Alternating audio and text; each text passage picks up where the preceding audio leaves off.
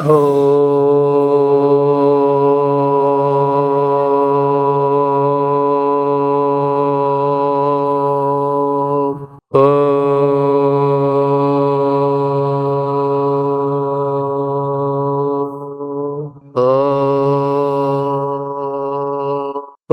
గురుర్బ్రహ్మా గురుదేవ మహేశ్వర గురు సాక్షాత్ పరబ్రహ్మ తస్మై శ్రీ గురవే నమః.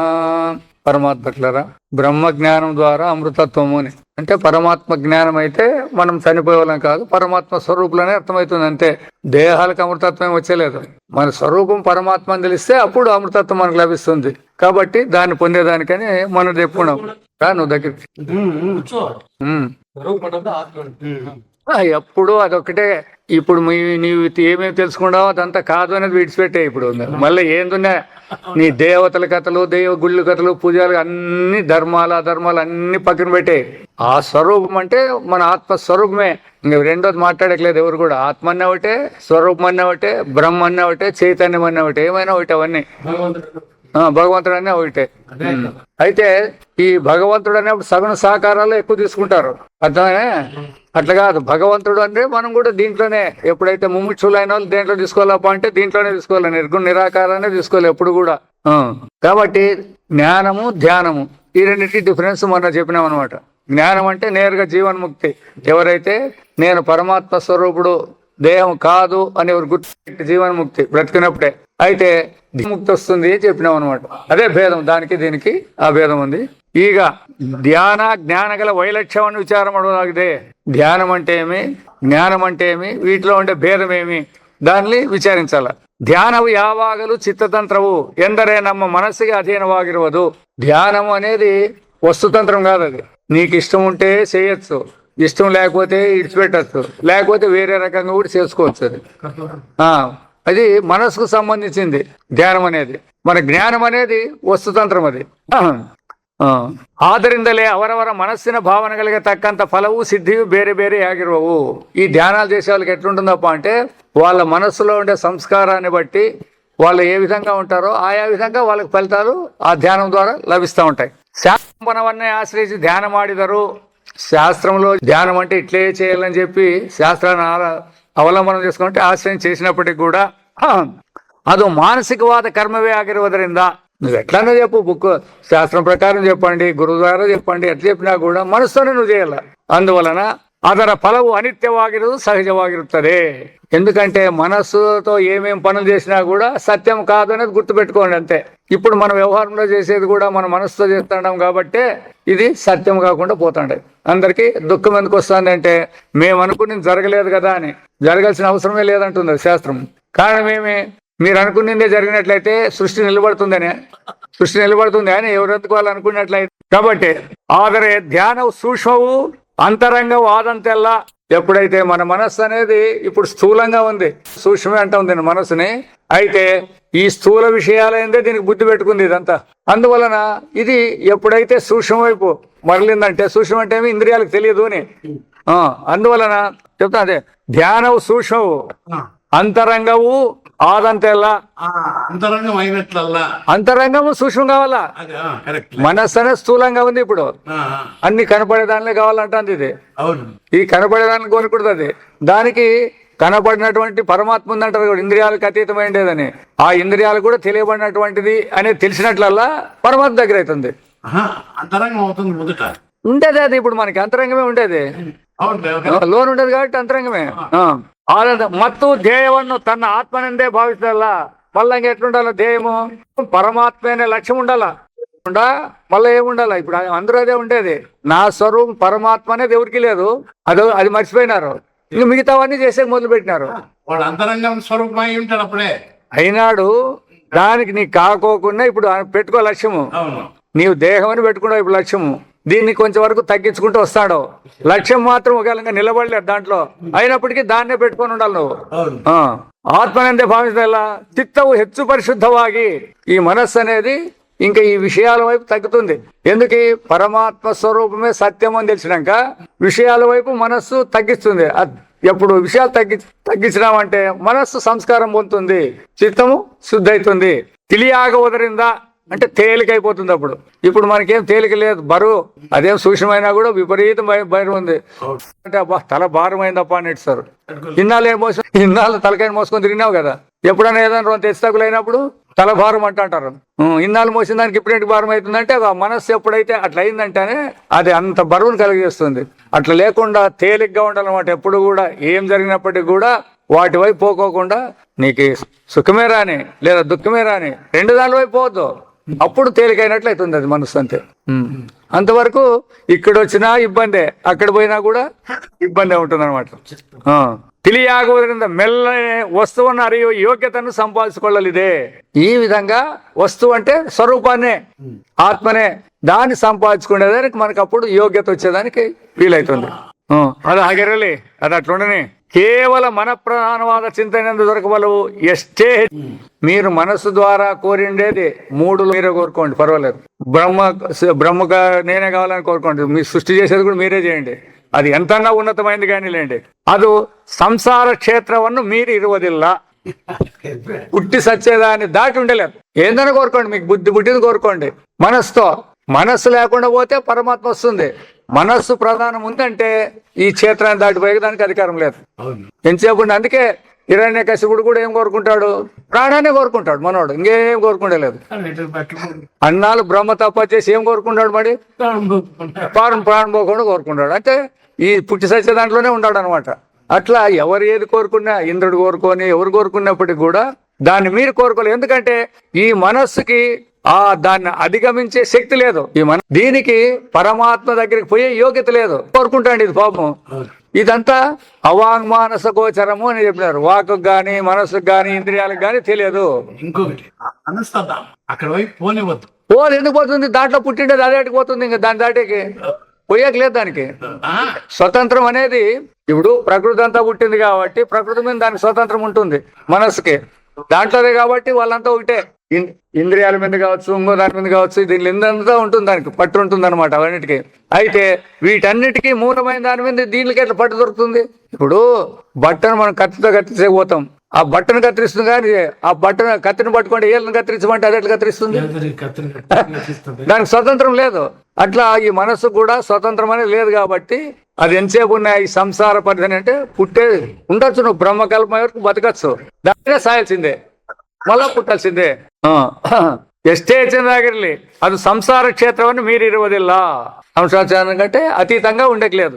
మాడి పడి ఫలగలు ఎల్లవూ చేసి పొందే ఫలితాలు ఎన్నన్నా ఉన్నాయండి. అవి ఏమన్నా చేయండి మీరు, పొందేటివన్నీ కూడా క్రియాకారక ఫలగల ఎల్లకట్టనలే ఇరువవు.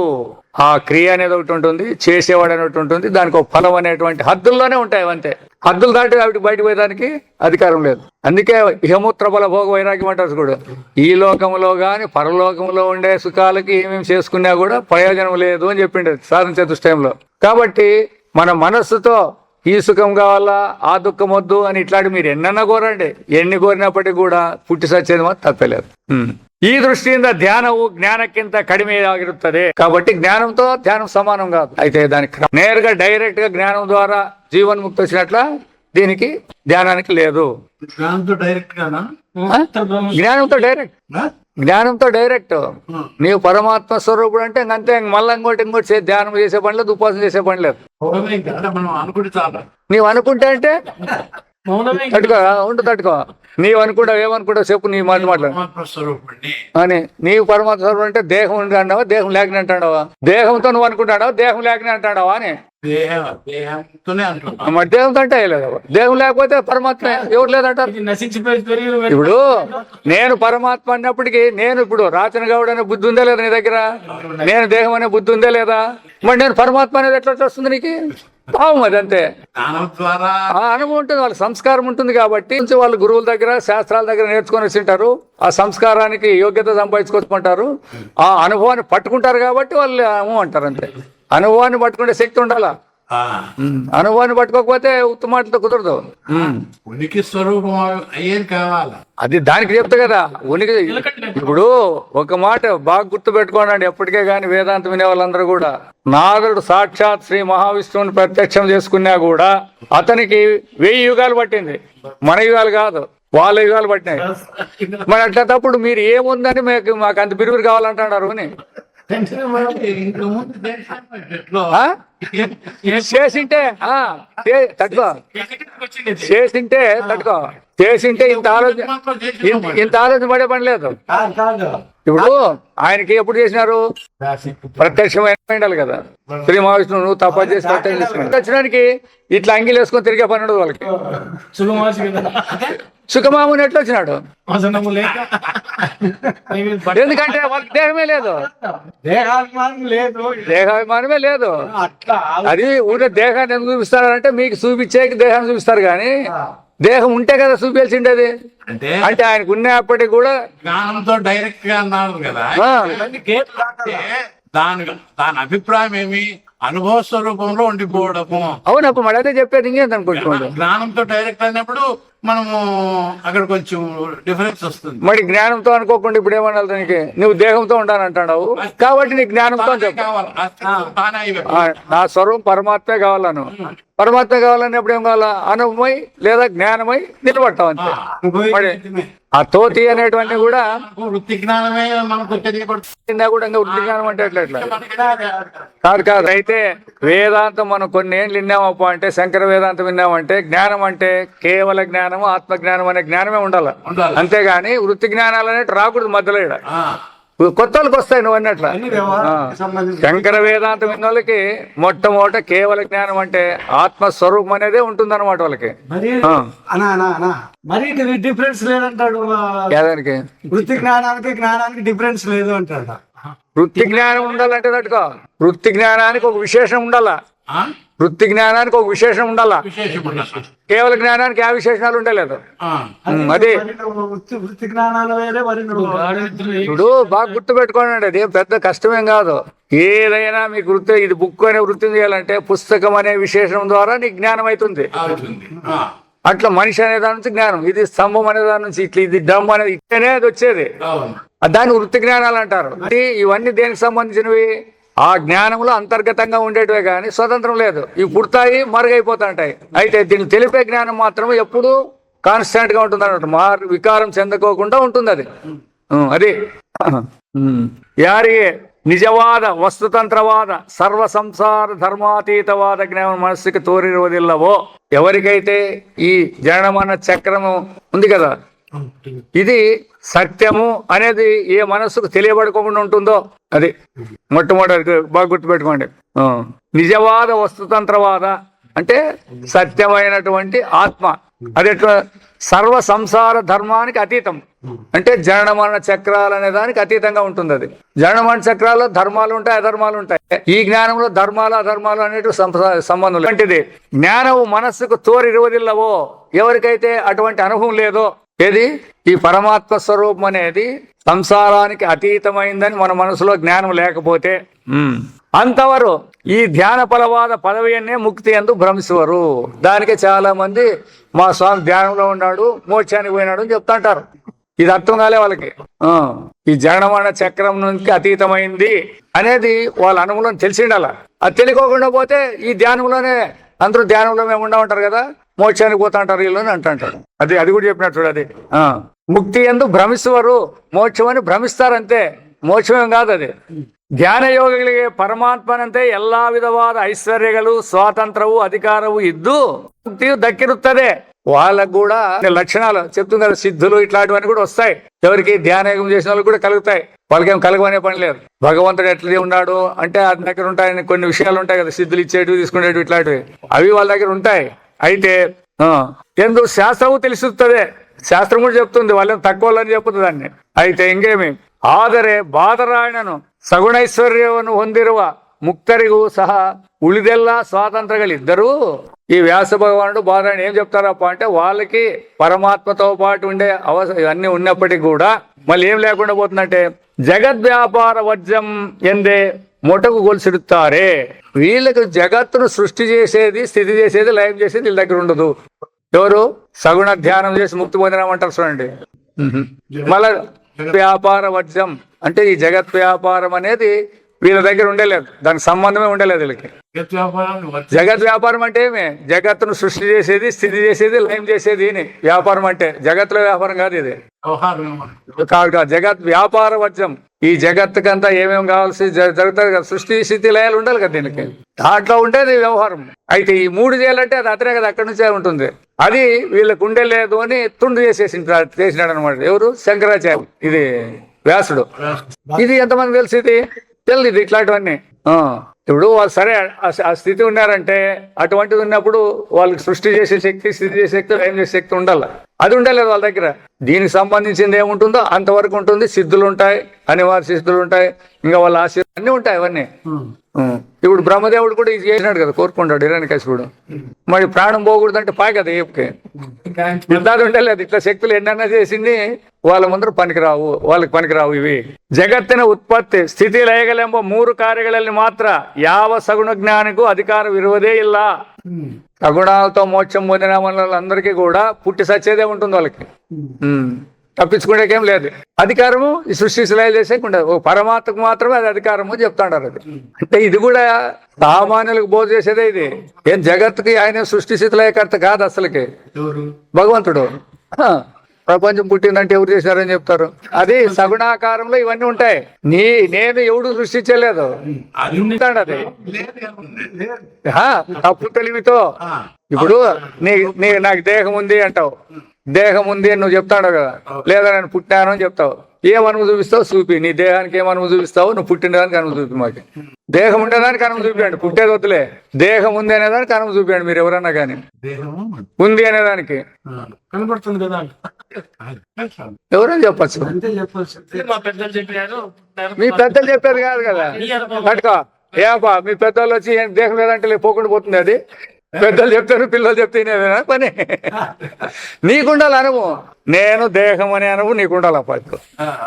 దానికి సమాధానం చెప్తారు, చెప్పండి ఎవరని చెప్పండి. అది ఈడే చెప్పండి. మీకు అత ఏం చెప్తారు? అవస్థల వరకు పోయే పని లేదు దీనికి. నేరుగా ఈడే తెలుసుకోవాల్సిందే, మిగతా ముందుకు పోయే పని లేదు దీనికి. అవును, ఇప్పుడు నువ్వు ఉండవా లేదంటే నేను ఉండాలని వాడు చెప్తే నమ్మాలనేటట్టు మనం నమ్మేది. వాడినే అడిగితే వాడే. ఇప్పుడు చూసేవాడు నేనే, చూడబడేది నేనంటే ఎడన పొందుతుందా ఇది? ఉనికి ద్వారా ఇది ఉంది అని చెప్తున్నాం. ఉనికి ద్వారా అంటే ఏమి? ఉనికి అంటే ఏమి? అస్తిత్వం అంటే ఏమి? పదాలు అవన్నీ పర్యాయ పదాలు ఎంతసేపు చెప్పినా ఒప్పుకుంటే లేదు అట్లా. అంటే అప్పుడేమి? అనుభవంతోనే చెప్తాను నేను అయిపోయి. అంటే అనుభవంతో చెప్పినప్పుడు నీకు దానికి ఏం అధికారం ఉంది? మరి అయిపోయా. దేని ముందు దానికి ఎందుకు మాట్లాడతావు పగలాల? అనుభవాన్ని ఆశ్రయించి పడినావు నువ్వు. అనుభవమే కదా ఉండేది అప్పుడు. ఎప్పుడైతే మట్టిని ఆశ్రయించి కుండ ఉందంటే ఉండేది మనకి కదా. అనుభవంతో ఉండాను అంటే సాక్షి ఉంటుంది. మరి అట్లా ఇంపార్టెంట్ అదే చెప్తా. అప్పుడే ప్రపంచం కనపడేది. నేను విచారం చేస్తే నేను సిద్ధమైతే ప్రపంచం సిద్ధమవుతుంది. నేనే సిద్ధం కాలేదు, ప్రపంచం ఎట్లా సిద్ధమవుతుంది? అది బాగా గుర్తుపెట్టుకోనండి. అది దీన్ని చాలా తూలు క్లియర్ చేసినాం మేము. ఒకే వస్తువు చూడబడేది రెండు దాంట్లో ఉండవు. కాబట్టి దేహం ఉంది అని చెప్పాలంటే దాన్ని సూక్ష్మని చెప్పాలి. దేహంలో ఉండేటి ఏంటి చెప్పకూడదు.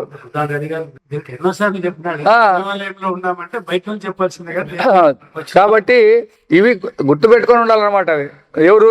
ముముక్షులైన కష్టాడు. స్థితిలేగలేమో 3 కార్యం మాత్రం యావ సగుణ జ్ఞానిగా అధికారం విరోధేల.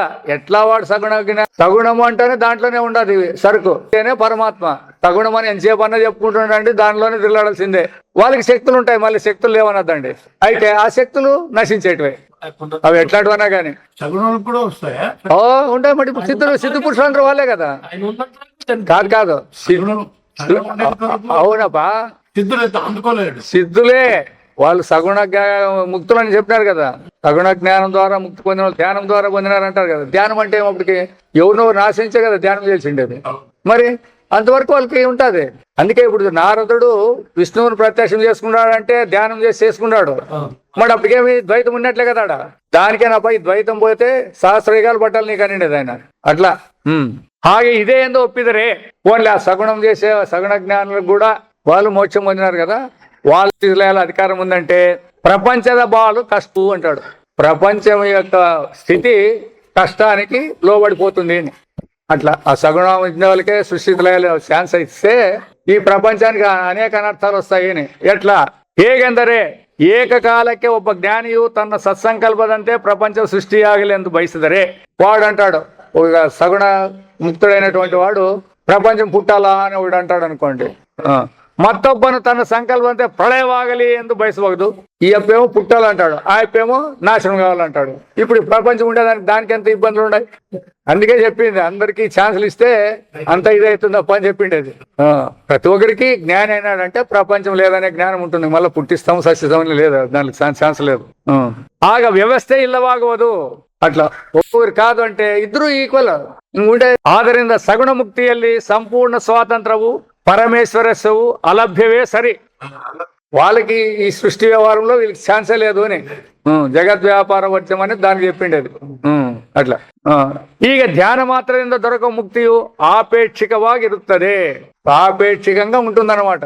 వీళ్ళందరికంటే కూడా ఈ యొక్క పెద్దోడు, ఈ కంటే ఆ యొక్క లావోడు అని అంటాం చూడు. సాపేక్షికంగా ఉంటుంది కానీ స్వతంత్రంగా ఉండలేదు. మొత్తానికి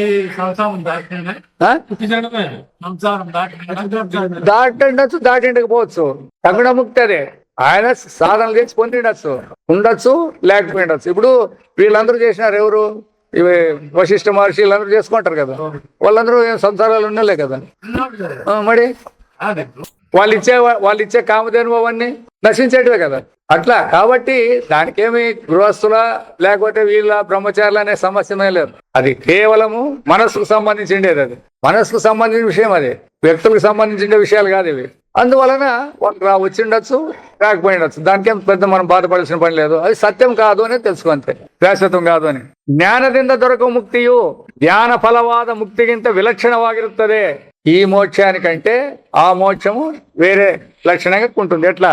ಇಲ್ಲಿ ముక్తను పరమాత్మను ఎంబ భేదవిరుವುದಿಲ್ಲ. ఎప్పుడైతే జ్ఞానము ద్వారా ఉండేది పరమాత్మ అంటే నేనంతా జ్ఞానైనాను, వీళ్ళంతా జ్ఞానులు కాలేదని భేదం ఉండలేదు. లేదా దేవుడు ఉన్నాడు నేనున్నాను అనేది లేదు. ఈ భేదం ఉండలేదు. అందుకే అభేద దృష్టి, ఏకత్వం అంతే. ఇంకా మళ్ళీ వాళ్ళు వీళ్ళని వీళ్ళకి సగుణ ముక్తి ఉండే వాళ్ళకి ఏముంటుంది? నేను అనేది ఉంటుంది వాళ్ళ దగ్గర. ಜ್ಞಾನಿಯು ನನ್ನ ಆತ್ಮನೇ ಎಂಬ ಗೀತಾವಾಕ್ಯದಂತೆ, గీతావాక్యం చదివినాడు అహం బ్రహ్మాస్మి అన్నట్ల. జ్ఞానియు నన్ను ఆత్మనే అని భగవంతుడు చెప్పినాడు కదా. నేను వేరే కాదు, జ్ఞాని వేరే కాదు అన్నప్పుడు ఏం అర్థం చేయాలా? అతడే భగవంతుడు అలా. అంతే. ఆ విధంగా భగవంతునికి జ్ఞానికి అభేదమే ఇరుತ್ತದೆ. వాళ్ళిద్దరికి భేదం లేదు. భగవంతుడని జ్ఞాని అని వేరే ఉండట్లేదు. ಆದ್ದರಿಂದಲೇ ಜ್ಞಾನಿಯಾದ ವಾಮದೇವನು ನಾನು ಮನವಾಗಿದ್ದೆನು ಸೂರ್ಯನಾಗಿದ್ದನು ಅಂತ ಹೇಳಿರ್ತದೆ. ఆ వామదేవుడు ఏమన్నాడు? నేనే సూర్యుడు, నేనే మనువు అని అన్ని ఆయన అంటాడు. అంటే అన్ని నన్ను విడిచేవి లేవు అని. ఆ విధంగా ಎಷ್ಟು ಜನ ಸಾಧಕರಾದರೂ ಸರಿ, ఎంతమంది సాధకులు ఉన్నా కూడా తత్వజ్ఞానದಿಂದ పరమాత్రే ಅವರು ఎందెందుకు ప్రత్యేకವಾಗಿ ఉಳಿయదే ಇಲ್ಲ. ఇప్పుడు మనం చెప్తాం చూడు, జ్ఞానుల లిస్ట్ అంతా చెప్తాం కదా. ఎవరు? వాళ్ళందరినీ చెప్తాం. అందరూ జ్ఞానం. మీరు ఎంతమంది అని అయినాడప్ప. జ్ఞానుల దృష్టిలో ఈయన శంకరాచార్య అయినాడు, ఈయన యాజ్ఞవల్కుడు అయినాడు, ఈ సమాచారాలు ఉండలేదు. ఎందుకంటే అంతా పరమాత్మ అంటారు వాళ్ళు. ఇంకా వాళ్ళు భేదాలు ఏటం తెచ్చుకుంటారా? ఎంతమంది సాధకులు ఉన్నాయిలేండి, లక్షల మంది సాధకులు ఉన్నాయి. వాళ్ళందరూ జ్ఞానం పొందినారంటే మేము మాత్రం పొందినాము, మిగతా వాళ్ళు లేదు అనే బుద్ధి వాళ్ళ దగ్గర ఉండలేదు అనమాట. ತತ್ವಜ್ಞಾನದಿಂದ ಪರಮಾತ್ಮಲು ಒಂದಾಗಿಬಿಟ್ಟರೆ ಅವರು ಎಂದೆಂದಿಗೂ ಪ್ರತ್ಯೇಕವಾಗಿ ಉಳಿಯುವುದೇ ಇಲ್ಲ. ಪ್ರತ್ಯೇಕಂగా మిగిలేదన్నమాట. నదిగಳೆಲ್ಲ నామరూపಗಳನ್ನು కలిసిಕೊಂಡು సముద్రದಲ್ಲಿ ಒಂದಾಗ, ఇప్పుడు గంగా యమున సరస్వతి నదులన్నీ గంగా నది. అది మళ్ళీ ఏమనాలి అప్పుడు? అంతా సముద్రం వలసిందే. అట్లా ఈ జ్ఞానులు అందరూ కూడా ఎప్పుడు పరమాత్మలో జ్ఞానం పొందినారంటే అందరూ భగవంతులే, పరమాత్మ స్వరూపులే. ಮತ್ತೆ ಅವುಗಳನ್ನು ನದಿಗಳಾಗಿ ಹೆಸರಿಸಲು ಬರುವುದೇ ಇಲ್ಲ. దాంట్లో చేరినాక గంగా నది, యమునా నది అని చెప్పేదానికి పేరు పెట్టేకే లేదు. సముద్రం ఎందే కರೆಯಲ್ಪಡುತ್ತದೆ. సముద్రం అనే పిలువబడతాయి అంతే అప్పుడు. ಹಾಗೆಯೇ ಜ್ಞಾನಿಗಳು పరమ పదವನ್ನು ಸೇರಿದ ಮೇಲೆ, ఎవరు ఈ విధంగా జ్ఞానులైనటువంటి వారు తమ స్వరూపంలో చేరిన తర్వాత జ్ఞానిಗಳು ఎన్నుకొల్లుವುದಿಲ್ಲ. జ్ఞానులు అనిపించుకోవట్లేదు. మరి ఏమనిపించుకుంటారు? భగవంతుడు అనిపించుకుంటారు అంతే. ఆదరింద ఏకత్వం నెలకొండాగా, ఎప్పుడైతే అద్వితీయమైనది ఏకత్వం అంటే రెండవది లేనటువంటిది స్థిరపడినాక స్పర్ధయాగలి, భిన్నాభిప్రాయాలు ఇరువదే ಇಲ್ಲ. ఎవరిని చూసి ద్వేషించేది కానీ వాళ్ళ అభిప్రాయాలు అనేవి వచ్చేలేదు ఇంకా అక్కడి నుంచి. ಈಗ జ్ఞానದ ಫಲವು ಸರ್ವಾತ್ಮ భావದಲ್ಲಿ కొనగలుగుతుంది. ఇట్లా చివరికి అంతా కూడా ఆ జ్ఞానం అనేది ఎక్కడ చేస్తుంది? పరమాత్మలేకి కలిపేస్తుంది. అదే చివరి మెట్టు అది. ఇంకా మళ్ళా దాని తర్వాత ఏమైనా ఉంటాయంటే యావి ఉండట్లేదు. ఏం చేసినా కూడా అన్నీ కూడా జ్ఞానంలోనే పర్యవసానము ఉంటుంది. ఇప్పుడు మన వ్యవహారం కూడా అంతే. మేము వ్యాపారం చేస్తున్నాము, వ్యవసాయం చేస్తున్నాము, కూలి పని చేస్తున్నాము, అవన్నీ చేసుకొని వచ్చి ఏమిటికి అంటే తినేదానికి అంటారు, ఇంకంతే లాస్ట్కి, లేదా సుఖానికి అంటారు. అయిపోయి కదా, దాంట్లో పర్యవసానం అయిపోయినా లేదా? పరమాత్మ స్వరూపము సుఖ స్వరూపుడు అని దాంట్లోనే కనుగొనాలి. అట్లా ఏమన్నా వ్యవహారంలో సాధించిన ఏ చేసినా కూడా చివరికి దాంట్లోనే చేరిపోతాయి అన్నమాట. ఆదರಿಂದ ముక్తియు సగుణ ముక్తిಗಿಂತ విలక్షణವಾಗಿದೆ. కాబట్టి ఈ మోక్షం అనేది ఏది జ్ఞానం ద్వారా దొరికే మోక్షము లేదా దొరికే దానికి ఈ భేదం ఉంటుందన్నమాట. దీంట్లో డిఫరెన్సెస్ ఉండే ఉంటాయి. గుణాల ద్వారా ఆపేక్షకం అన్నాం కదా. ఆపేక్షకం అంటే పోలిక, ఒకదానికొకటి పోలిక ఉండే తీరాలి దాంట్లో. అట్లా లేకుండా స్వతంత్రమైన దానికి సాపేక్షకం అనే పదం ఉండలేదు. పరమాత్మనే ఆగి నెలనంత జ్ఞానికి ద్వితీయ వస్తువే ఇల్లవాದ್ದರಿಂದ అతనికి రెండవ వస్తువు అనేది లేకుండుట వలన కామైక తత్వ ఇల్లವಾಗಿದ್ದು ఆప్త కామైనవను. అక్కడ కోరుట అనేది ఉండలేదు. ఇంకా రెండవది ఉంటే కోరుతాండే, రెండవది లేనప్పుడు కోరేది ఏమిటిది? దానికి ఆటికి ఇడిచి పెట్టకూడదు. కోరేది లేదు అంటే ఏమైంది? అన్ని ఆయనకి వచ్చినాయి అని. అలా అన్ని ఆయనకి ఆప్త కాముడు అంటే అన్ని కోరికలు కూడా పొందినోడుని. మన వ్యవహారంలో మాకు అన్ని పొందలేదంటాం కదా, అన్ని కోరికలు తీరలేదప్ప అంటారు. ఆయనకి ఇంకా కోరుట అనేదే లేదు కాబట్టి అన్ని కోరికలు దానిలోనే అంతర్గతం అయిపోయింటాయి. అవని ఎల్లర ఆత్మనాగిరవదరి, అందరి స్వరూపము తానే అయిన ఉండాలి, ఆయనలోనే పడి ఉండాల. కోరేవాడు కోరబడేది అన్ని దాంట్లోనే పడి ఉండాల. విశ్వైశ్వర్యము అవనదాగిరవదు. ఈ విశ్వం అంతా కూడా అతనిదే, అతని కంటే వేరే రెండవది ఉండేకలేదు. అవిద్య ఇల్లవాದ್ದರಿಂದ ఈయనకి తప్పు తెలివి లేదు. ఇప్పుడు మనకు తప్పు తెలివి ఏముంది? దేహం మనం తప్పు తెలివి. ఆయనకి నేను దేహం కాదు అంతే. తప్పు తెలివికి ఏం పెద్ద భేదం లేదు దీంట్లో. అవిద్య అనేది కానీ తప్పు తెలివి అనేది కానీ అవన్నిటికీ ఏమి దేహం నేనంటే తప్పు తెలివి అవిద్య. తడుగా అది ఉంటే ఆయన్ని విద్య అని ఎందుకంటారు, లేదా జ్ఞానం అని ఎందుకంటారు? అభిమానం ఉంటుంది ఆ దేహం ఉంటుంది లేదనేది కూడా మనం అవసరం మాట్లాడే పని లేదు ఇప్పుడు. ఇంకా అర్థమైనా? అది సరే, దేహం కరిగిపోతుంది, దేహం ఉండదు. కరిగిపోయే ఇది కలుగుతుంది మొదటి ఉంటేనా కరిగేకి? అతను ఏం తెలుసుకున్నాడు? లేదని తెలుసుకున్నాడు. ఇంకా మళ్ళీ ఉండదు, కరిగిపోయేటి. పూర్తి జ్ఞాన స్వరూపం అవుతాడు. ఇప్పుడు నిద్రలో ఉన్నప్పుడు ఏమేంటి కరిగిపోయినాయి చెప్పండి? నిద్రలో ఉన్నప్పుడు ఏంటంటే కరిగిపోయినాయి. అట్లా అట్లా అట్లా అర్థమైనా? జనానికి ఏం చెప్తామంటే, జనానికి దేహం ఉందనుకుంటారు కాబట్టి దేహం కరిగి ఉంటుందని చెప్తారు అంతే. అంతే గాని వాళ్ళ దృష్టిలో కరిగేది లేదు, మళ్ళీ వచ్చేది లేదు. తప్పు తెలివితో వస్తాయి. నిద్రపోయినప్పుడు దేహం కరిగిపోయింది, మేలకు వచ్చేటప్పుడు వచ్చింది. ఇది అజ్ఞానం. వాళ్ళకి ఆ రెండు లక్షణాలు ఉండలేదు. స్థూల సూక్ష్మ కారణ శరీరాగలి. స్థూలము సూక్ష్మం కారణం అంటారు కదా, జాగ్రత్త స్వప్నము సుషుప్తి అనేటివి. ఈ మూడు వాళ్ళ దగ్గర ఉండేకలేదు. శరీరవాగలి ఆ నిమిత్తవాద సంసారవాగలి. ఇప్పుడు నెలకు వచ్చిందంటే స్వప్నం వచ్చిందంటే ఆ సృష్టి. ఇదే ఇట్లా వచ్చేటివి పోయేటివి కూడా ఏంటి కూడా కారణాలు అనేటివి లేదు, నిమిత్తం కూడా లేకుండా 20 ఇళ్ళ. ఇదే పరమార్థవాద ముక్తి, ఇదే శ్రేష్టమైన మోక్షముని, ఇదే పరాగతి. మనం పొందవలసిన గతి కూడా ఇదే. ఎందుకు వీళ్ళు తెలిసిదే ఇది చెప్పినాడు. అందుకోసమే మొట్టమొదట వేదాంతానికి వచ్చే ముందరంగా ఇది బాగా దృఢం ఉండాలి. ఒకవేళ అయితామో కాదు అది వేరే మాట. కాదు ఉండవు, నీకయ్యలేదు. ఇప్పుడు మనం అందరం అట్లే ఉన్నాము. ఎంతమందికి ఉండదు? లేకుండా పోయినామా? ఇప్పుడు పరమాత్మ స్వరూపులే మనమంతా, పరమాత్మ స్వరూపులే మనమంతా.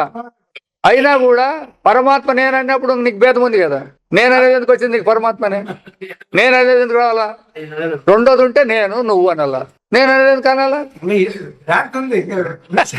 భ్రాంతే బండ్లకు ఉంటుంది, జన్మలకు ఉంది. మొట్టమొదలు ఇప్పుడు తెచ్చుకోవాలి కాదు. ఇంతకు ముందు తెలియదు కాబట్టి ఉండం. ఇప్పుడు కొన్ని అనుభవాలు ఉపదేశాలు జరుగుతున్నాయి కాబట్టి ఆ అనుభవంతోనే మీరు కొన్ని గుర్తిస్తాడారు కాబట్టి ఆ గుర్తించాల్సి ఉంటే నేను అదే ఉంటేనే గుర్తిస్తాను అనేది పెట్టుకొని వ్యవహారం చేయాలా. అట్లా అది కొత్తగా వచ్చేది కాదు. పరమాత్మ స్వరూపం అయ్యే ఉన్నాము, సిద్ధము అని చెప్పే దానికే. అందుకే దాన్ని పొందాలనేది కానీ తెలుసుకోవాలనేది కానీ ఆ పదాలు వద్దు. ఎందుకంటే బోధలో ఉంటాయి పదాలు. దాన్ని తెలుసుకోవాలా, మీరు దాన్ని దర్శించాలా అంటారు. ఎందుకు అట్లా అన్నారంటే, నేను దేహం అని దర్శించినావు కాబట్టి దేహం అని దర్శించావు తప్ప ఆత్మని దర్శించు. దేహం అని తెలుసుకుంటావు, దేహం అని తెలుసుకోవద్దు. ఆత్మని తెలుసుకునేదానికి పదాలు వాడతాయి అంతే. బోధ చేసేదానికి వాడతారు ఆ పదాలు, అంతేగాని దాంతో దాన్ని తెలుసుకుంటే లేదు. తెలుసుకునేదే పొరపాటు అవుతుంది. ఆ పదాల నుంచే మిస్టేక్ అవుతున్నారు. మిస్లీడ్ అవుతుంది అంటే ఏం ఇప్పుడు ఎప్పుడు అవాంగ్మాన గోచరుడు అన్నాడు అనుకో, మనస్సుకి ఇంద్రియాలకు తెలిసేది కాదు అని ఎప్పుడు చెప్పినారో మిస్లీడ్ అయ్యే పనే ఉంది. మీరు మనం వాడుతాడే వ్యవహారానికి వాడుతాం, వాక్ని గాని మనస్సును గాని ఇంద్రియాలను గాని, దీంతో తెలుసుకుంటే పని లేదు అని చెప్పినారు. ఇంకొక విషయం, పరమాత్మ స్వరూపం నుంచినే వ్యవహారం జరుగుతూ ఉంది అనే విషయం కూడా కొంచెం గట్టిగా నమ్మకం. అది ఎందుకు చెప్పాలా? ఇప్పుడు మీరు జరుగుతుంది కాబట్టి దాని నుంచి జరుగుతుంది, అదే మీ తప్పు తెలివితో జరుగుతుంది చెప్తుంది. అంతేగాని అది నిజంగా జరుగుతుందని చెప్తే తీసేసేది ఎప్పుడు? పరమాత్మ చైతన్యంతో చేస్తామని కూడదు. నేను చేస్తానని అంటావు కాబట్టి పరమాత్మ చైతన్యంతో చేస్తానని శాస్త్రం చెప్తుంది. నీవేం చేస్తాడు? పరమాత్మ చైతన్యం నీకు చెప్పినాం కదా, నీవు మొదట ఇట్లా అనుకుంటావు, ఇట్లా కాదు పరమాత్మ జరుగుతుంది అని చెప్తుంది. అది అంతే, అంతవరకే దానికి. మళ్ళా పరమాత్మ చేస్తాడని అంటాడు. ఇంకా లైట్ ఎట్లయితే ఏ వికారం చెందుకోకుండా స్టేజ్ లో ఉండే వ్యవహారాలన్నిటి చూపిస్తుంది, అట్లా చూపించేటప్పుడు అది ఏమైనా వికారాలు చెందుతుందే, దానికి ఏమైనా చలనం ఉంటుందే? ఏమి ఉండలేదు. అయితే అది చూపిస్తానని ఏమైనా చెప్పిందేమంతో? అదేం చెప్పలేదు. ఎందుకంటే ప్రకాశపరిచేదే దాని స్వరూపం అని చెప్పిండే శాస్త్రం, అంతే. ఎందుకు చెప్పింది అట్లా అంటే, ఈ తప్పు తెలివితో అంతా ఏమేమి కల్పించుకుంటాం చూడండి, ఇదంతా దాని కాదు అని చూపించేదానికి ప్రకాశం అనే పదం వాడుతుంది, అంతే. నీ ఉండేది అది. ఇంకా ప్రకాశం, సూర్యుడు ప్రకాశిస్తాడు, సూర్యుడు వెలుతురు వేయడం అంతా అని చెప్పాల్సిన పని ఏం లేదు. క్రియలు జరుగుతాడంటే క్రియలు జరిగేలేదు, అంతా స్వభావం. ఓం అసతో మా సద్గమయ తమసో మా జ్యోతిర్గమయ మృత్యోర్మా అమృతంగమయ. ఓం సహనావతు సహనౌ భునక్తు సహ వీర్యం కరవావహై తేజస్వినావధీతమస్తు మా విద్విషావహై. ఓం పూర్ణమద పూర్ణమిదం పూర్ణాత్ పూర్ణముదచ్యతే పూర్ణస్య పూర్ణమాదాయ పూర్ణమేవావశిష్యతే. ఓం శాంతి శాంతి శాంతి.